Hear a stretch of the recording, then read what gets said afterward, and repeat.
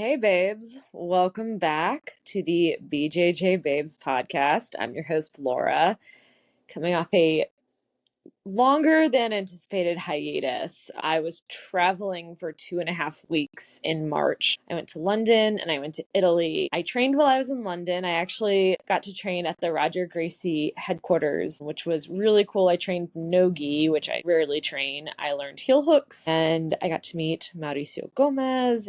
It was a great experience. And then afterwards I went over to Italy. I didn't train there.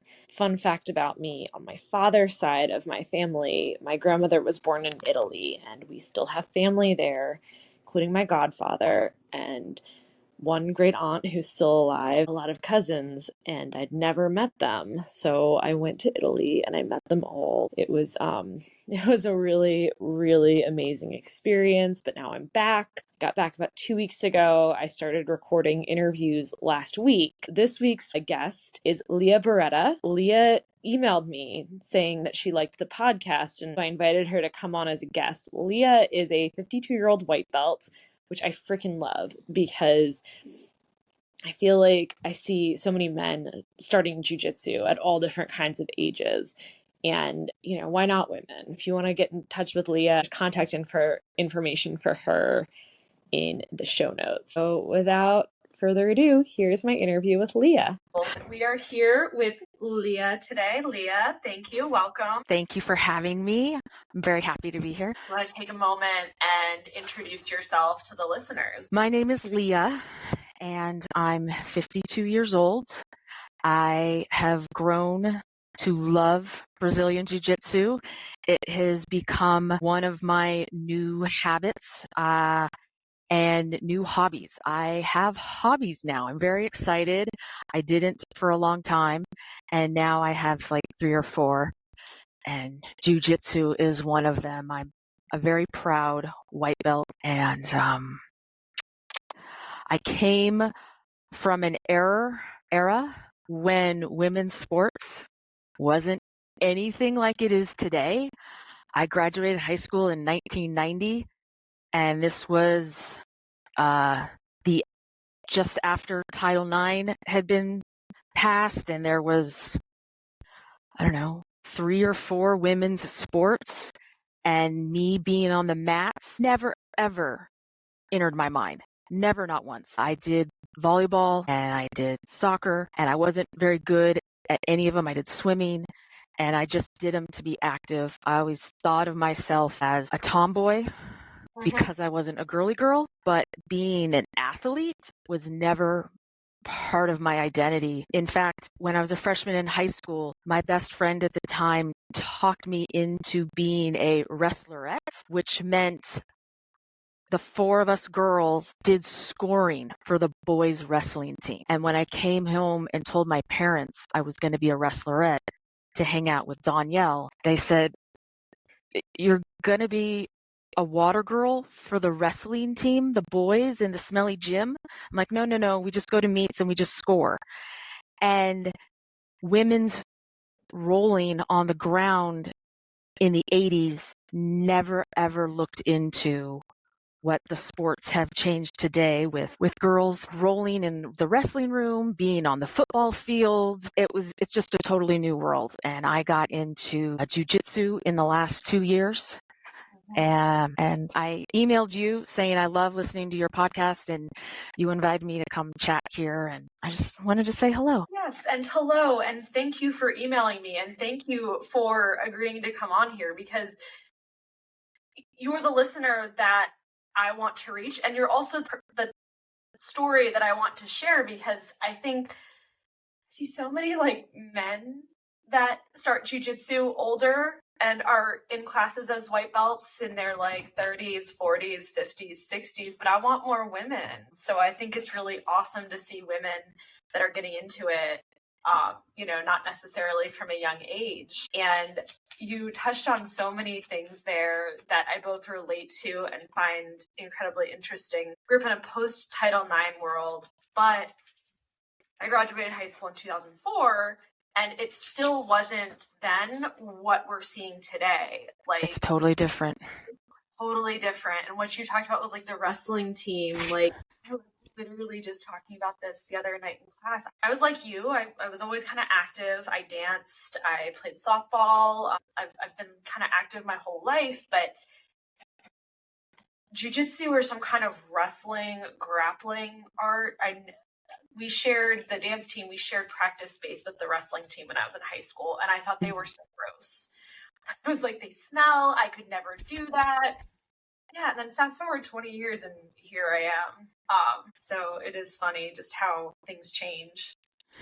And growing up, I was always taught to keep people, especially men, at an arm's distance, and maybe a slow dance here and there on a ballroom floor. But other than that, personal space is for a hug and maybe a smoochy smooch, but that's it. So to get up and close and personal and close the distance with a big, huge, smelly man or a woman you kind of don't really like or a great friend, it's just a different mindset. And when you've been programmed your whole female adult life to keep people away for your safety, your mental health, your physical health, it's just men can fall into it, I think, a lot easier because they're conditioned from age 2 to be rough and tumble and to roughhouse. And I never roughhouse, never, not once. And I think jiu-jitsu, it's so much there.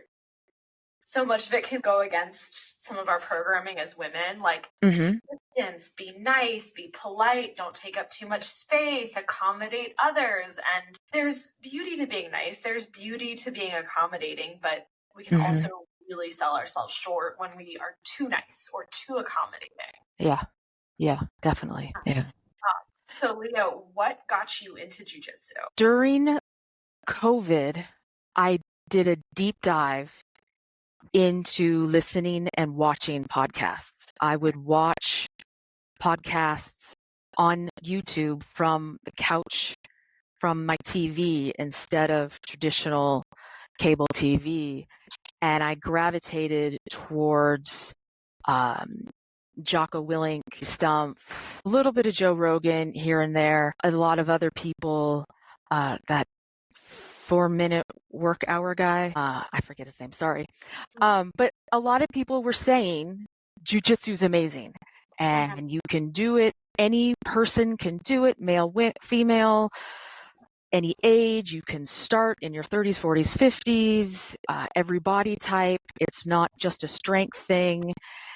It's a chess game in your brain. It's a logic. It's leverage. And I didn't believe them, but they kept saying it. And I wanted to figure out if it was true or not. So I started researching and I couldn't find any gyms. I live in a small town and the closest gyms around me were an hour and a half away that seemed like they would be safe gyms to go to online from their photos, from their social media, from their web pages. There was a gym or two in my hometown, but they looked like 20-year-old testosterone MMA meat shops. And that is not what 45, 48, 50-year-old out of shape Leah wanted to be any part of. And I thought about driving into Reno. I thought about driving into Sacramento. But to make that commitment of every week, multiple times a week, having a normal, traditional 8 to 5, Monday through Friday job, I just knew it wasn't going to happen. So I kind of just gave up on it. And I focused on some other things. I heard this one podcast where Andy Stumpf was interviewing Greg Anderson back in September of 2022. And it was the intro of the interview. And Greg was talking about just completing 75 hard. And it completely piqued my interest in the way Greg described it. I was like, that's something I can do. And I had been struggling with my weight. I was very scared that my weight was getting out of control. I was almost 300 pounds. I was like 286. And COVID scared the piss out of me because of all the comorbidities and who was really sick and who died from complications. And at a late 40s, 50-year-old, I was right there with my weight. And I thought I ate healthy, but I didn't. And I thought I took care of myself, but I didn't. And doing 75 hard felt like something I could do. And I started the next Monday and I did it in one shot. And I was so excited that I accomplished that task and built those habits and created that discipline that it spiraled and led to a more fit life. And eventually I got the courage to do fitness and self-defense and jiu-jitsu. And that was kind of the precursor of getting into jiu-jitsu was the 75 hard accomplishment. Yeah, it sounds like both getting there physically, mentally, all of that. Mm-hmm. End up going to one of the gyms in your town, or did you choose one that was a little farther away? Because of the beautiful algorithms that happen on the social interwebs, an ad popped up for a 12-week, 16-week, once a week, women-led, women student only, female self-defense, violence prevention, BJJ, Krav Maga class in my tiny little hometown every Friday night in the summer of 2023. So at a Kempo studio, I started going to this class. There was 3 instructors. It's a nationwide program. It's called Mean Girls. And there was 3 fabulous instructors that taught. I mean, the first class, there was 22 people. And what I was surprised was slowly the numbers got smaller because I was so into it. And at the end of the summer, I think there was 5 or 8 of us that graduated with our pink and white striped belt. And it was a lot of Krav Maga, a lot of self-defense, a lot of close the distance, and a lot of basic jiu-jitsu. And that was my introduction. The same time, about an hour away, they were teaching the same exact class at a different studio. And they said, you're coming to this class here in Grass Valley. You can come down the hill to this class, no charge, just train more. So I thought, free instruction. Okay. So I started going to that class. And when that course ended, they started a women's only BJJ class Friday nights. And so I signed up for that. So that was my official first class was October, first Friday of 2023 in October. I love that the algorithm is what brought you the class because it's, there's so much about the internet and social media. There's so much potential for good along with the negative. And it's nice when the good side of it shows up and benefits us. And it's awesome that you were able to find that class and get started. Yeah, I was blown away. I was like, it's what here? What? Yeah. That's actually how I found my gym. An ad popped up on my Facebook and I was like, like I'd been wanting to get into martial arts and it just so happened it was like, here's a gym. It's in my neighborhood and they're offering some kind of sign up special and BJJ happened to be the martial art that was included as a membership. So that was, I just wanted to do a martial art. I wasn't specifically targeting BJJ.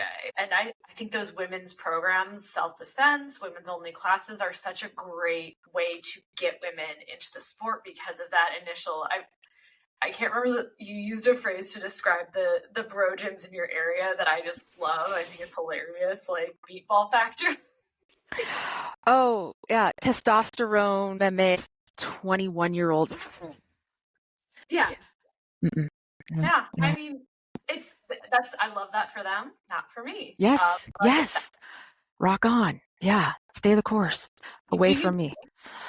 All right. So then you started with this women's only class. Did you go into this by yourself? Did you have friends go with you? I wish I had friends. No, I totally went by myself. I had done 1 and 2 day women's self-defense, like your college class, your weekend warrior seminar. I had done a handful of those in my 20s and 30s, and I knew enough that I would enjoy it, but I knew enough that you can't be safe. It's a false sense of security.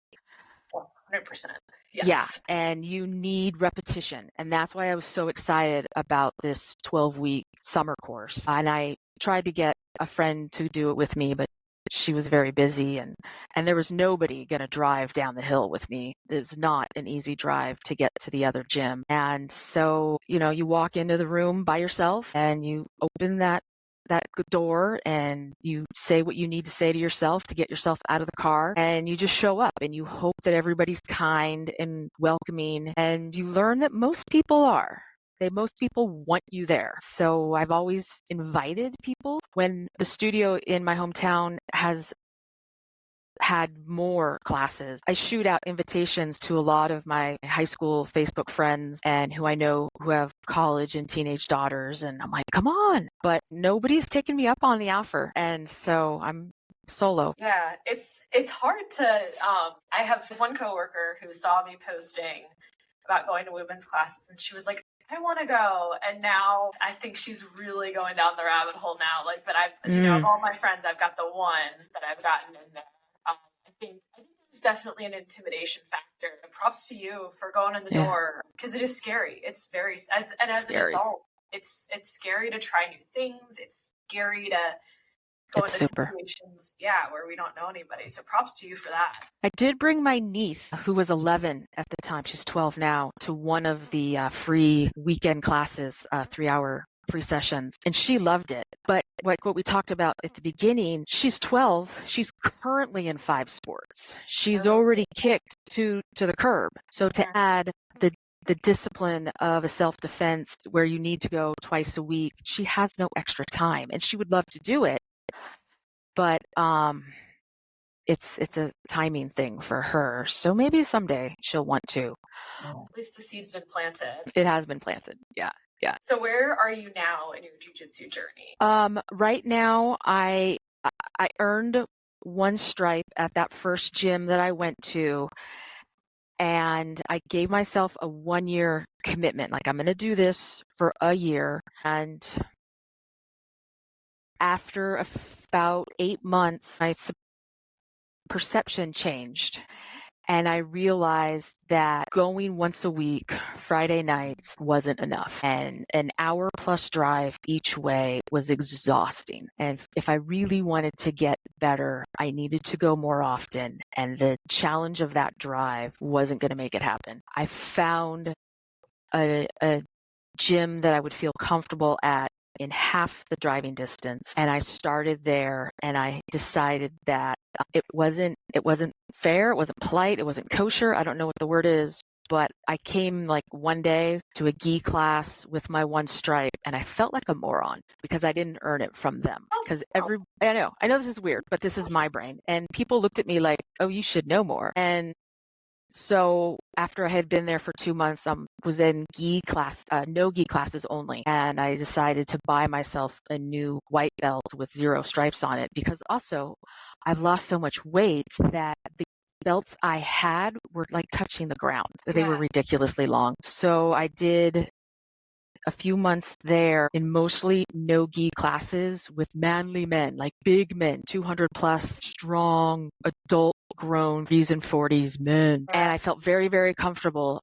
I had broken that barrier of the closeness and, dripping sweat and being smelly, and it didn't bother me. And then work got really, really crazy, and I couldn't even make that half-an-hour drive for 3 solid months. I paid dues for 3 solid months, and I didn't get to use the gym at all, and I got very frustrated. So I canceled my membership, and I was very sad because I didn't make that commitment to myself. I didn't follow through. And then a week later, a brand new gym a few blocks from where I work, a mile from where I live, opened up. And so now I'm there. That's awesome. The universe provided. The universe provided, yes. And I want to share, in this year also, I did go be an adventure girl. And I went to a leadership convention for women in San Antonio, Texas in September. And the following weekend was, people can Google what Sheepdog Response Company is. It's Tim Kennedy's gun, pistol, self-defense, violence prevention, trauma response school. And I took a weekend seminar from them. And in between was an alchemized weekend warrior camp. Oh, you did the alchemized camp. It was so fun. And it's like the universe provided. Like, I was there in San Antonio for a week. I had a weekend free. And then I was doing the sheepdog class the following. And this alchemized was there. And it was fabulous. And there was, 150 women on the mats. I had done women's open gyms on Sundays before in the Sacramento area. And there was a little bit of, we're hanging out with our friends and we're a little bit cliquish, and yet we'll roll with everybody. And people were gracious and, helping me as a white belt, but I was just so insecure in my newness. And then I went to Alchemize and people were so kind, and I would recommend going to a camp by yourself every time. And you had AJ Klingerman on a few weeks ago. I made a friend at this first studio I went to, and we just became friends. And she had tickets to Roll Camp last summer, and she convinced me to go with her. Oh.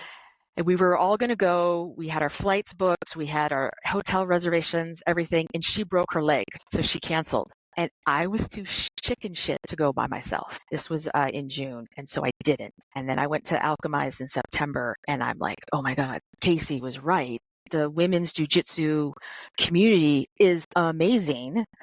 And now I'm going to Roll Camp by myself because I can't talk anybody else into going with me. And I'm very excited. My journey is going to continue whether I find people in my hometown or not, other women. I'm just very excited where I am now. This new gym I've been going to for 2 months, and Roll Camp in July. And right now I'm going to a 10th Planet, brand new. It's 2 months old. We're doing our grand opening in the month of April, and the coaching is fabulous. There's a core group of us that have all started from day one, week one, and I really like being in no-gi. It's awesome. You don't have to deal with that silly little pajama outfit that doesn't fit me. So that's where I am right now, and I'm just enjoying it. It's awesome, and I love that it sounds like the right gym opened up at the right time for you, and you've got this great community.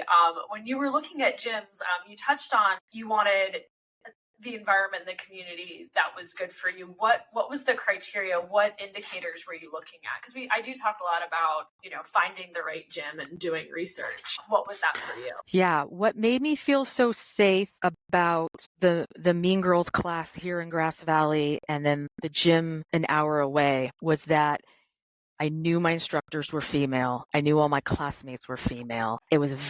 Both were very clean. There was great lighting. Street lights were good. The outside of the facility, clean and safe. What mattered to me at my second gym that I went to was quality of instruction. What mattered to me at my current gym was the vibe. It was family focused. I know they have a kids program, and I knew I was starting from the ground floor with basic lessons to progress the core white belts along together with a smattering of blue and purple, and then our instructor to challenge us and to show us what could be better, where we can reach to. It was important to me to interview the coach first, and I sat down and I wanted to observe a class, but I couldn't do that since it was a brand new facility, and that's my one, the way the universe worked. But I needed to know that he was an okay guy. And I did an internet search on him and his coach. And I put in those keywords that we've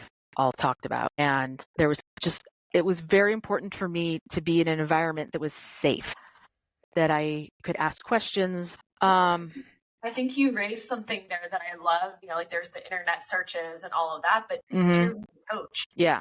I don't know that people would it wouldn't occur to me to do that, and I think that's a great idea to see. The other thing I did is I told him my goals, and I told him that I want to be a white belt as long as possible, that I already chased a stripe, and that it's not that I didn't feel I earned it, but that it no longer mattered to me because I knew my jiu-jitsu was progressing regardless if I have different color. It's the belt color does not matter at all. At my age, with my brain and my stress at work, it takes me a while to clear my head to understand what I'm being taught and what I'm being instructed to do. It takes me a while to remember to run around the mats and to change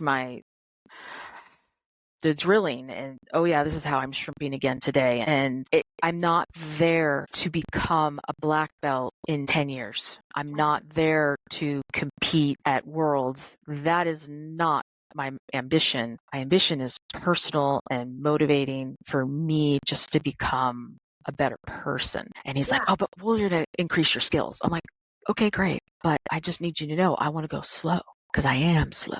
And he's like, okay.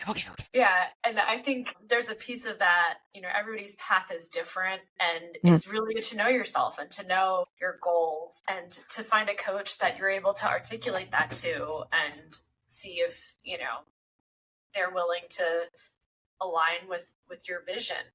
And I think, one of my coaches, he really emphasizes fundamentals, and he does because he felt like, I don't know the full story, but I know in one class he brought up the fact that he reached a point in his career where he was already a black belt and did not think his fundamentals were quite like up to where they should be. And so I think I'm speculating on his motives, but I think that's why he's so big on fundamentals. And so I try to think that way too. Everybody's path is different. I'm like you. I learn slow. I feel like there's things I am just now connecting the dots on almost 3 years in that I feel like teammates of mine, like, we're already doing like way back, like when they were still white belts. And that's fine. At least you're right. It's the knowledge. It's not the belt color. It's not the stripes. It's the knowledge that really matters. Mm-hmm. Yeah. Doing it technically proficient is pretty important because we can get hurt if we don't. Exactly. And we can hurt others. Yes. No, I think I'd rather roll with control and intention, and not saying I always do this, not say what I say and what ends up coming out in class might not always be the same. But my goal is always to roll with control and intention and not to hurt my teammates or spaz on them or anything. What would you say got you hooked on jiu-jitsu? The joy of it, the curiosity of learning more, of challenging my body, and seeing how I physically can move. What got me hooked was the camaraderie, and I feel like a different person when I leave. I feel less stressed. I feel accomplished. There's occasionally when I'm frustrated, but that's when I need to check my own ego and realize that my flexibility or my strength or my agility is not quite there to do those moves that we were working on. And I just have to remind myself that I'm a work in progress, and that's why you practice. And that's why I continue to do all my other physical exercise and strength training and eating right and sleeping well. Sometimes when you have a really stressful couple days at work, your brain goes, the last thing I want to do is go on the mats because I'm exhausted and I just want to veg out.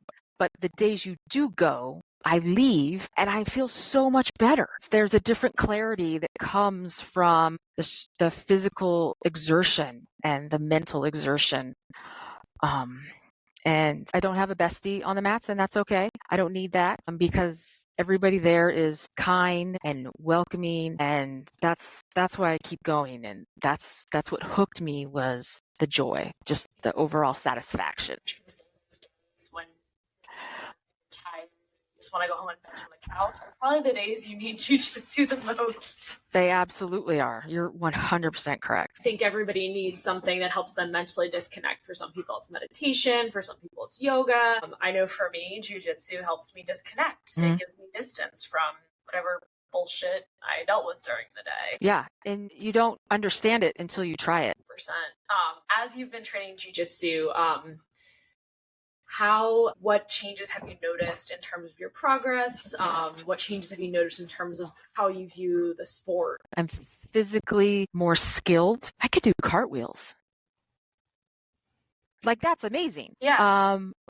When I first started a year and a half ago, I couldn't do a cartwheel in warm-ups or somersaults very well. I could do backward somersaults, but not forward somersaults. Yeah. And the little things like that, the little backward shrimping, forward shrimping, I can do those things now. Part of it is I'm working so hard in CrossFit and my flexibility and strength has improved. A part of it is the months on the mats. And I really have to, my current new coach, he explained why the cartwheel is important and why the somersault is important in future jujitsu moves. And it made sense to my backwards thinking brain of that's why I need those moves to be able eventually to do the future progression sequence moves. Another thing that's massively changed is my confidence. I feel very comfortable now. I have no problem rolling with men of all sizes and all ages whatsoever. Most oftentimes the only female on the mat, and I'm treated with grace and kindness and strength and adversity and hustle and tussle. I currently have no game, but I'm starting to see the chess pieces for the future game. Like I'm starting to get the vocab and the lexicon and that little change of when somebody talks about the moves and the this and the that and the mount and the half guard, and I'm starting to understand it. And I'm starting to understand what I need to do beforehand and afterwards. And that's a huge improvement. Yeah, that is something that just the only way to get there is time. And it's really hard when you're a new white belt and you don't understand why the pieces don't come together. And I think that's something like I wish someone had said to me, like when I was in that moment, you'll get there, like it'll make sense. It's not supposed to make sense right now. It's not supposed to make sense. Yeah. There's still so much that doesn't make sense. I feel like actually that's something for me 3 years in. I'm finally starting to see a game develop for myself. I'm just starting to figure that out at the 3-year mark. Just put that out there into the world. Like, it's okay if as a white belt, you don't have a game. There are white belts. I competed against white belts who had games. I went into my competitions like, we'll see what happens. That was my game, and I still competed. It's not like anybody was like, you don't belong here, get off the mat. I still did it, and I was better for it. Is that something you see yourself competing at any point? It's very easy for me to turn on aggression when I do the women's self-defense Mean Girl courses, because I still do those. I volunteer when I can on the weekends, and I do it every Friday night because that's that scenario. Yeah. And so to do, the jabbing and the punching and the this, that's very easy. To do aggression on the mats when I'm rolling is still hard. I can't quite turn that. I'm still fearful that I'm going to hurt my rolling partner. And I'm not so fearful that I'm going to get hurt because I know how to protect myself now. And I tap a lot. You have to tap a lot. But I don't know that I have the aggression to compete. My coach, Brandon, he planted that seed on Thursday night because he knew I was going to be talking to you. And he's like, you're going to say it on her podcast that you're going to be competing. And I'm like, I don't know, coach. I just don't know that that's something that I might do it once. If I do it once, I'll probably get bit to do it again. I don't know. I have no desire right now to compete. And I think when I was in your shoes around the same point in my training, one of my teammates asked me if I would compete, and I said, absolutely not. And then I signed up for one competition because the rest of my gym was also signing up. And you're right, like that, I struggle with turning on the aggression. That is, I think, one of my biggest downfalls in competition is the aggression side of it and the confidence. But yeah, I signed up for one competition, and I think what bit me was the challenge of like, and I think that's where I suspect actually you might also get hooked on that, because you seem like somebody that you don't back down from a challenge and you like setting goals for yourself. You seem very goal oriented. So I think that might be, if you do try it, where you would keep doing it. But I also, there's a lot of people who are very accomplished jiu-jitsu practitioners who don't compete, and it's not a requirement. It's just a personal preference. But yeah, I recommend it. Something that does help me a little bit, the second gym I went to over the summer, I was rolling with this guy. I don't know, he might have been 250, big, huge guy, purple belt maybe. And he could tell how nervous I was and how insecure I was, not in rolling with him, but my body spatial in the realm of the roll. Yeah. And he said, you're not getting heavy on me. And I went, what? And he goes, you're supposed to make your weight my problem. And that's the first time somebody said that to me. And it blew my mind. And I'm like, wait a minute, I'm a 51-year-old woman and I've been told that I'm overweight most of my life and that I'm supposed to be light and dainty and not make noise when I walk. I don't want to say that my self-esteem is such that I minimize who I am, but society tells me to be shrinking myself. And now you're supposed to tell me I'm supposed to be heavy on you? And my brain is just pew, pew. And he's totally right. That has changed so much in my jiu-jitsu game to allow myself to get heavy on my opponent. And so for the other people out there, the other beginners or future people who might be listening, that was just earth-shattering permission to use my strength and weight to my advantage. And now I kind of understand, and I think I can parlay that into aggression on the mat with the moves and the technical lessons that I'm learning. So I see a path possibly to competing, or at least becoming a better training partner, because I really do try to be a good training partner. One of the guys I currently roll with, he's like, Leah, get stiff, post up. And I'm like, okay, I'm sorry. I was thinking. And he's like, no. And the stiffer you are, the better I can do the moves. And I'm like, all right, yes, sir. Yeah, okay. But those are things that I know are improving in my game and that I look forward to developing even more. And it's just really neat to learn little tricks and little tips and little nuances like that. Yeah, and I think that's also like having conversations with people and training with different training partners. Like there's so many different ways to talk about being heavy, having pressure, being strong, like all of those. And someone just needs to describe it in the way that speaks to you. And that purple belt, when he said it like that spoke to you and that put off the light on in your head.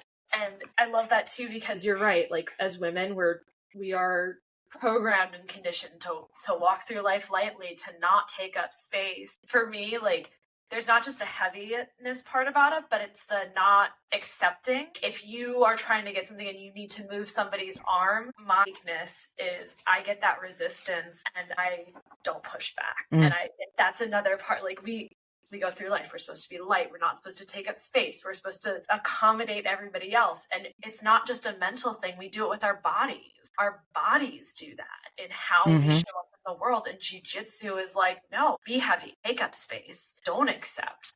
I don't know about you, that even realizing that in my jiu-jitsu practice, I try to also bring that into my personal life and just how I show up in the world. Yeah. I try to add value in showing up with the conversations that I'm a part of now, that I'm just not speaking to speak, but I'm trying to listen more than I talk, and then add a thoughtful thought and make more of an impact that way.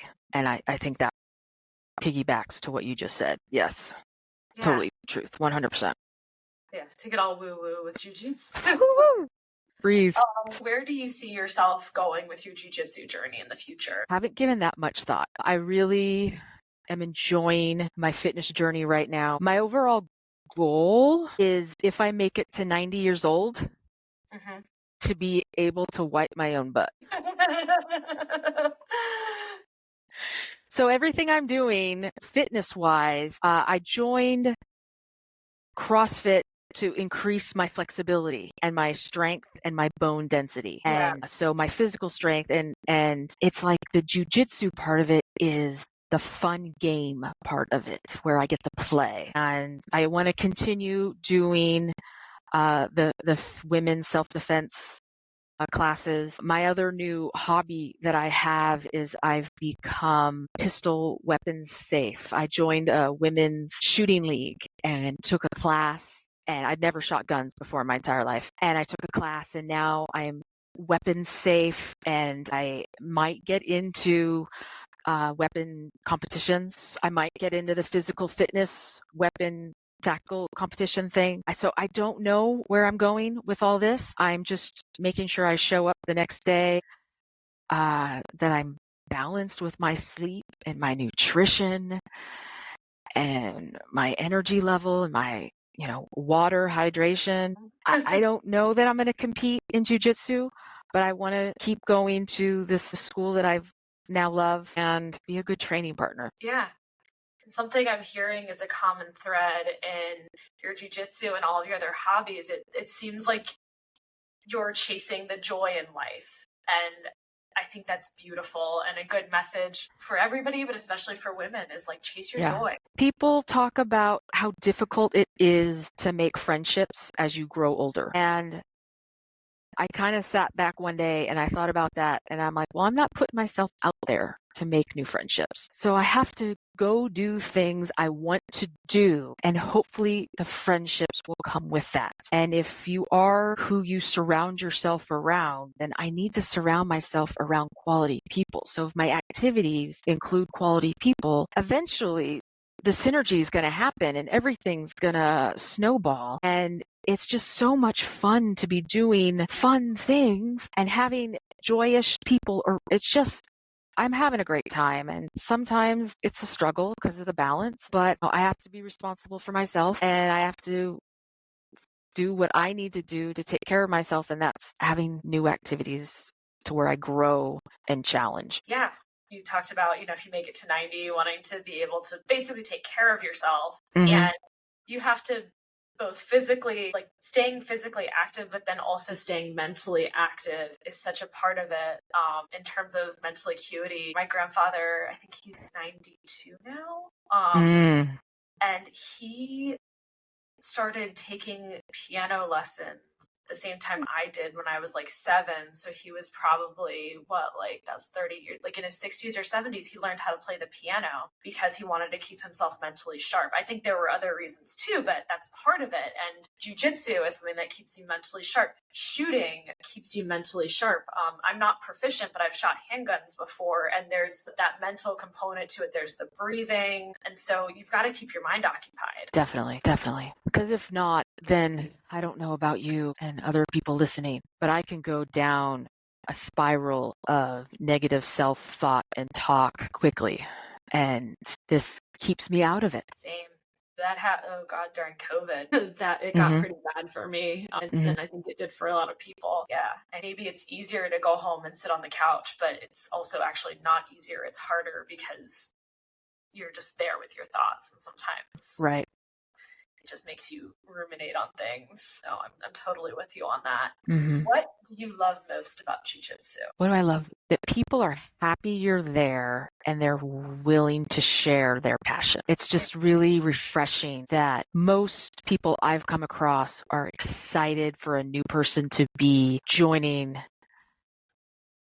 the mats with them. And very rarely have I experienced any cattiness on the mats or exclusion or drama. And it's just such an enriching experience that you can use to help you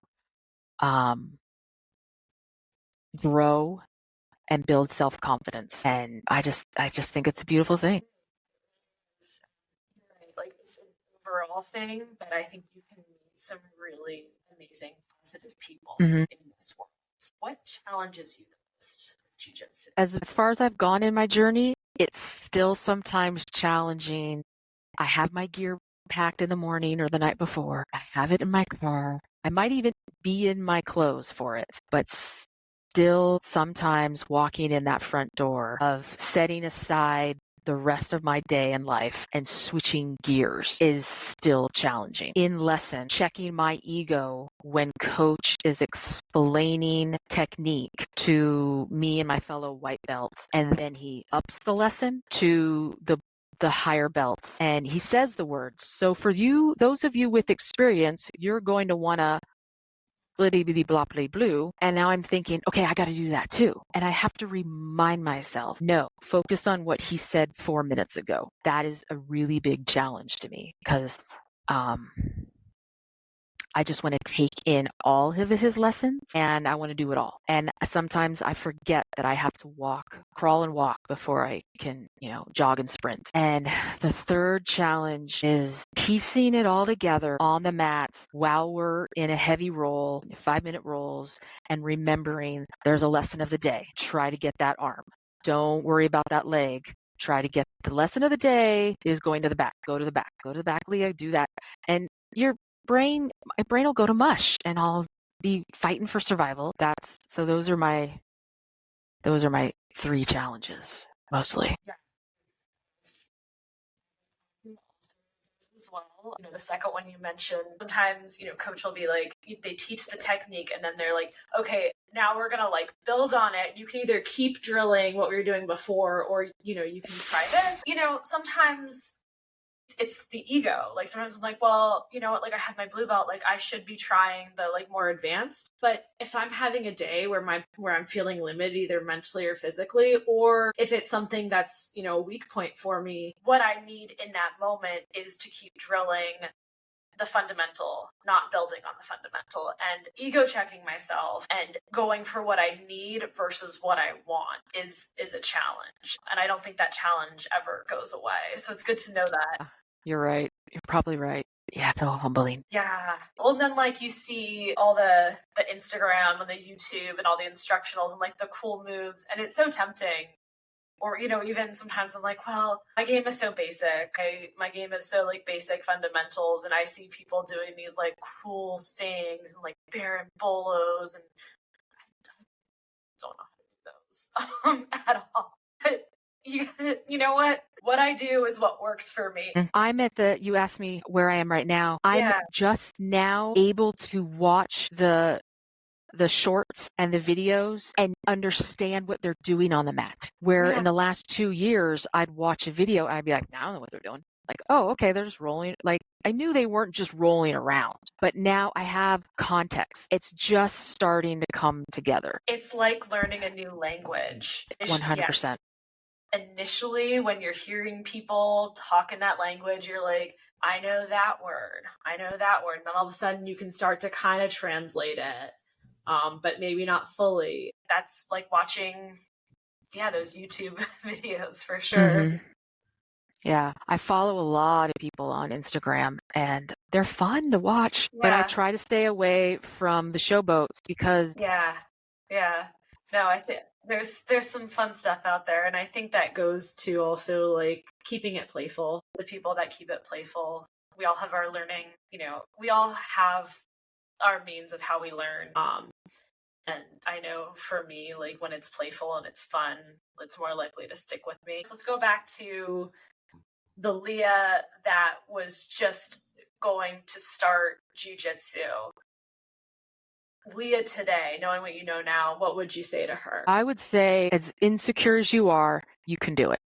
You know how to show up to places. You know how to be prepared. You can do hard things. Just get it done, girl. Just go. And what would you say to someone going into their first class? It depends who they are and the context that we're in. Because there's kind of 2 routes. I've heard you ask this question before, and I would tell people in one vein, know what your motivations are, know who you are, and be realistic with what you can do. Give yourself a month, if not 3 months, to really do the Girl Scout try. Try it out. Give it that college try and know that you're going to be sore. You're going to be bruised multiple places, in places you had no thought you'd be bruised for weeks. And take that salt bath afterwards and just modify all the moves. Don't compare yourself to that 20-year-old rolling next to you if you're around my age. Just be kind and show up, and people want you there. The other advice I would give that I haven't heard anybody say on your podcast is be prepared, not mentally, like what I was just talking about before, and with your body and modifying, but hygiene-wise. Cut your toenails, cut your fingernails. Don't wear perfumey, smelly lotions. Brush your teeth. These are simple, show up on the first day, things that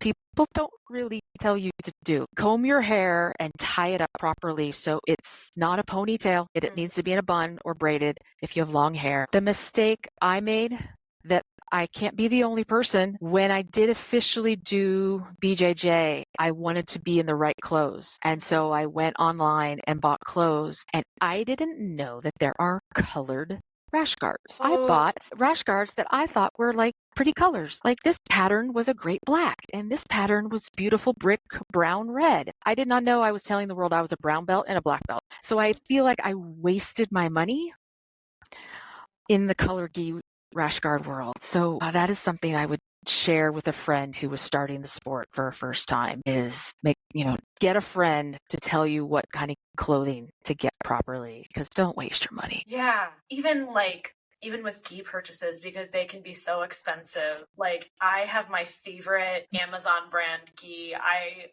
Now all my gis are Hyperfly just because I love Hyperfly and I've been training long enough. It's worth the investment. But I'm like, when you first start training, you're going to need a gi if you're training in the gi.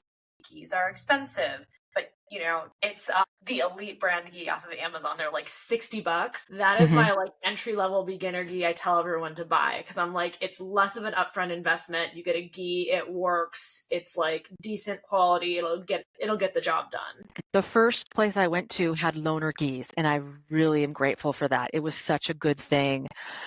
And I felt clean and safe in them, but they also used really smelly laundry detergent. And I'm like, I smell like a bag of potpourri. It's just not my jam. And I made friends with this gal, Casey, the one who was going to go to roll camp with me. And she just gave me her 5 gis that she doesn't wear. And she's like, here's 5 gis, see if they fit. And I'm like, oh my gosh, it was just really very kind of her. And so I got to wear a whole bunch of different styles. And I've bought 2, and one of them no longer fits because I've lost so much weight. And the other one I haven't been in since October, so it probably doesn't fit anymore also. It's an expensive sport for no equipment. Yeah, it is. And loaner gis are such a great thing to have. And and then I've cleared out old gis and given them to people that are just starting. And I've seen other women do the same thing. Like, I go to a women's class and the instructor, like, she did a whole like closet clean out and had like bags of gis, and it's awesome.